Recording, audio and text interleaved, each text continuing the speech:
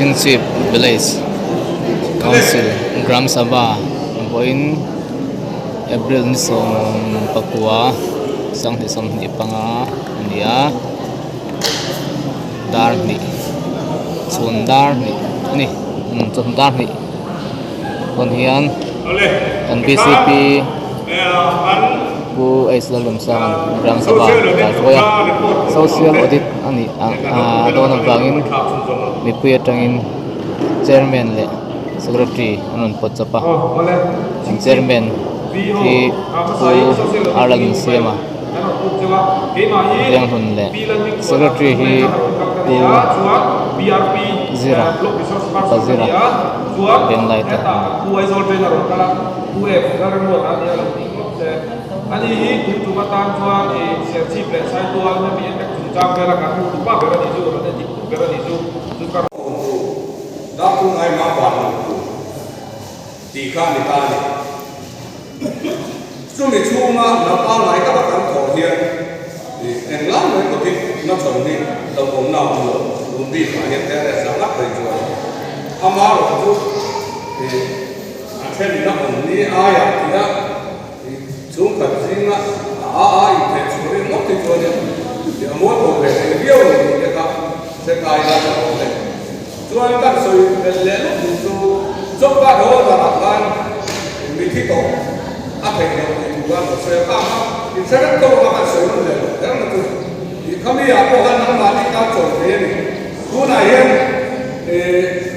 เนี่ยคือความตั้งใจหน่อยที่จะจับเส้นตัวดูหนังไว้ที่สุดเราlên anh này tôi thấy những người bên chúng ta còn thuộc ở đây thì ở trên con này là anh đứng đây là ngắn thì thế các nhà nó ngắn anh đứng ở chỗ khác anh một chỗ cái cho nên ông quay lại thì cái cô bác thầy xin là cho nên thì chúng còn mấy quả xin thì chúng một cái lại anh đi khác dùng vào quay một thì cả sẽ tăng về đây là đến là có chúng ta là có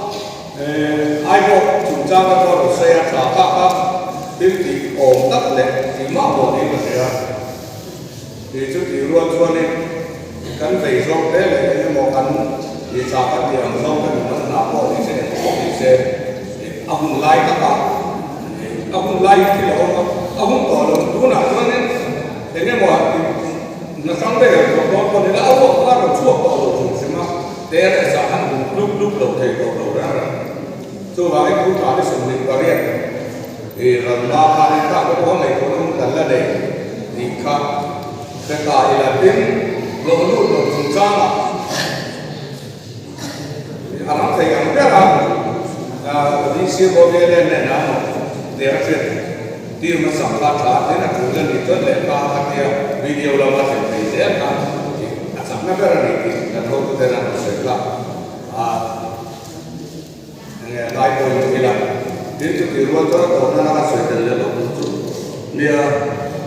cái đi qua hiện là coi tổ nó để đâu phải sẽ kiểm phiếu rồi chỗ nào có gì mà gì cho nên chỗ này được cái cái lẩu mình quần nó thế cột lẩu phiếu đấy thế mình đang làm cần là ai là cho nên tuột nó cho có cái lẩu xe lẩu thế cho mà cho nên chung là thì người ta cái ăn đi mình sẽ làm tin em khi mà anh là thằng nó có tiền ra mà cái này là bây giờ tăng thọ cho xem xem bây giờ là thọ nó cho lấy lại của nó này nó sẽ có cái rất là gì đây thế là cái thì lòng cảm giác của mình là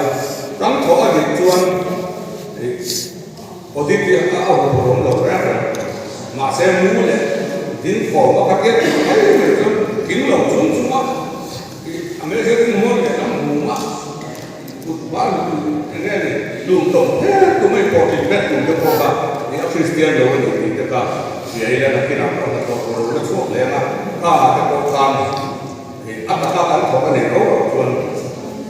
sao tất cả các thầy của ta đều buồn sẽ là đây thì đấy cái đầu đất cho như thầy nó thế là sẽ cần cho bà